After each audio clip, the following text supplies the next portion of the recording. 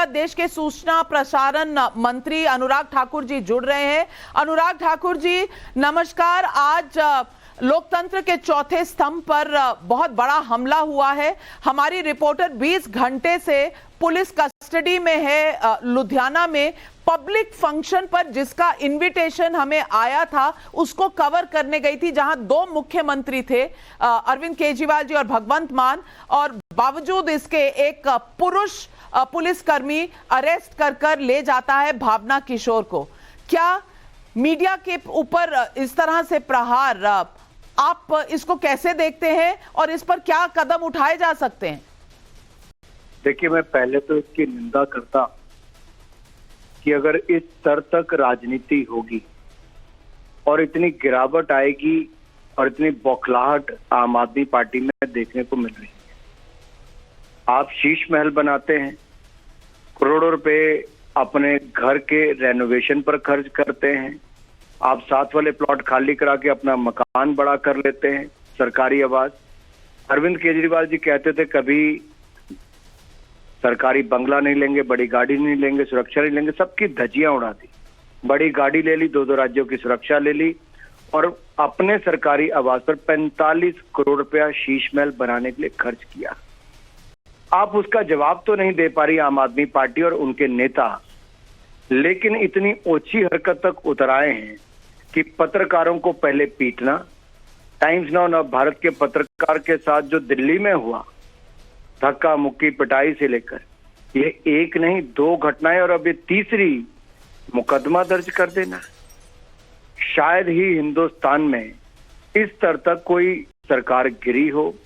ये दुर्भाग्यपूर्ण है, लेकिन ये वही लोग हैं जो मीडिया के चलते बने थे, जो कभी कहते थे भ्रष्टाचार के खिलाफ आंदोलन खड़ा करेंगे।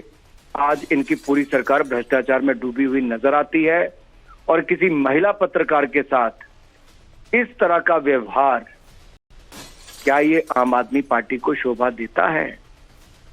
ये अपने आप में प्रश्न चिन्ह खड़ा करता है इनकी सोच और महिलाओं के प्रति इनकी सोच का। अनुराग ठाकुर जी, ये तीसरी नहीं चौथी घटना है।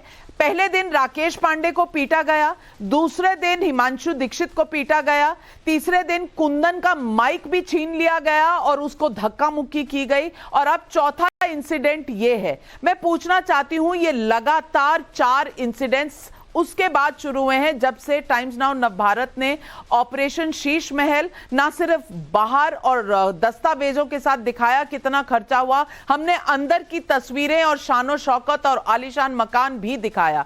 लेकिन मैं पूछना चाहती हूं कि आज इस देश में क्या पत्रकार महफूज है अपना काम करने के लिए? हमारा एक ही धर्म है, सच दिखाना और दर्शकों को दिखाना। हमारा किसी राजनीतिक दल से कोई लेना देना नहीं है। लेकिन अनुराग ठाकुर जी, आप मंत्री हैं, मैं आपसे पूछना चाहती हूं कि हमारे लिए इस वक्त क्या प्रोटेक्शन है? हम क्या कर सकते हैं अगर हर राज्य इसी तरह के केसेस हम पर थोपता रहे? क्या इस पर सोचने का वक्त आ गया है?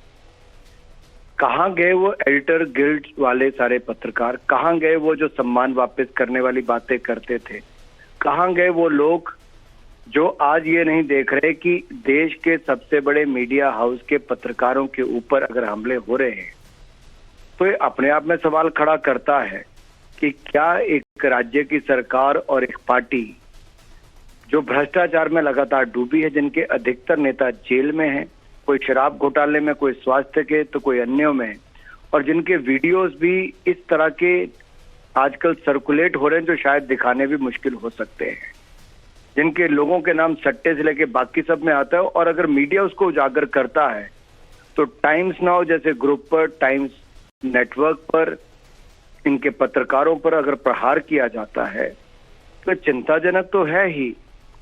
लेकिन आप पुलिस का दुरुपयोग करने तक आ जाएं, मारपीट पे आ जाएं, इससे जब ये बात आती है फ्रीडम ऑफ स्पीच की, अभिव्यक्ति की आजादी की, या फ्री प्रेस की आप बात करते हैं, तो राज्यों में जो कानून व्यवस्था थी तो राज्यों की सरकारों के हाथ में है। तो कहीं ना कहीं ऐसे ही लोग परिस्थितियां और छवि खराब करते हैं। लेकिन हमारा इंतजार जारी है। हमें एफआईआर की एक कॉपी भी नहीं दी गई, लेकिन अनुराग ठाकुर जी, हमारी सब पत्रकारों की आपसे दरखास्त रहेगी कि इस मुद्दे पर सिर्फ निंदा से शायद अब काम नहीं चलेगा। पानी सर के ऊपर हो गया है। कहीं ना कहीं इस पर पत्रकारों के लिए संरक्षण होना चाहिए, कानूनी तौर पर होना चाहिए। कम से कम इतनी तो मेरी आपसे दरखास्त रहेगी कि इस पर विचार करने का समय आ गया है। लेकिन हमारे साथ जुड़ने के लिए आपका धन्यवाद। मेरे साथ केंद्रीय मंत्री हरदीप पुरी जी भी जुड़